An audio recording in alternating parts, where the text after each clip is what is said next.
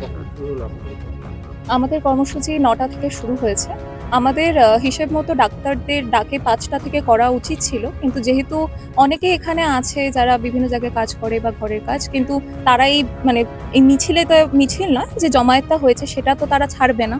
তো বলতে গেলে এইজন্যেই আমরা রাতে ডেকেছি, যাতে সবাই আসতে পারে, এবং আমাদের বামুনপাড়ার মোটামুটি অনেকেই এই ডাকে সাড়া দিয়েছে, এবং আমরা ৯টা থেকে আমাদের কর্মসূচি শুরু করেছিলাম। প্রথমত ডাক্তারদের ডাক অনুযায়ী আমরা মানববন্ধন এবং যেভাবে আমরা বিভিন্ন স্লোগানের মাধ্যমে আমাদের প্রতিবাদ জানিয়ে থাকি সেগুলো তো জানিয়েইছি, এবং সর্বশেষে আমরা জাতীয় সঙ্গীত গেয়ে আমাদের কর্মসূচি শেষ করেছি। আমার যদি ব্যক্তিগত মতামত আমি জানাই, তাহলে আমরা সবসময় মাটির দুর্গার বা মাটির কালীর পুজো করি।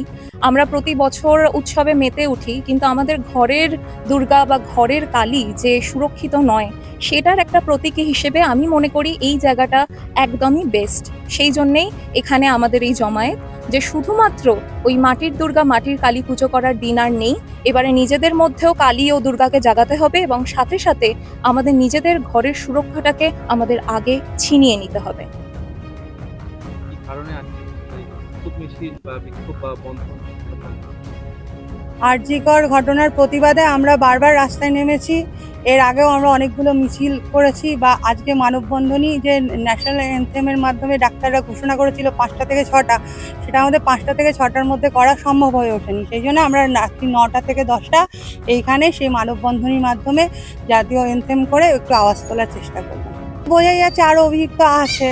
এখন সুবিচার পাওয়ার জন্যই আমরা বারবার রাস্তায় নামছি। আমরা শুধু বিচার না, আমরা সুবিচার পাওয়ার জন্যই বারবার রাস্তায় নামছি, এবং সুবিচার যদি কালকে যে শুনানি আছে তাতে যদি আমরা মানে আশাপ্রদ সুবিচার না পাই, তাহলে এরকম রাস্তায় আমরা বারবার নামবো, আবার মিছিল করব, আবার আওয়াজ তুলব, আবার আমরা এইভাবে মানববন্ধনী আওয়াজ তোলা মিছিলের মধ্যে আমাদের এই প্রতিবাদ এগিয়ে নিয়ে যাব।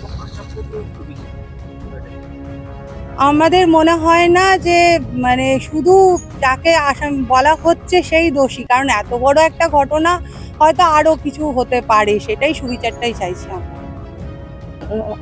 অন্যায় হচ্ছে তার প্রতিবাদ চাই, মানে বিচার চাই, অন্যায়কারীর উপযুক্ত শাস্তি চাই, যাতে এই অন্যায় দ্বিতীয়বার কেউ করার সাহস না পায় আর কেউ দ্বিতীয়বার সাহস না না পায়, পায়। তার জন্য প্রশাসনকে কি পদক্ষেপ নেওয়া দরকার বলে মনে করছেন?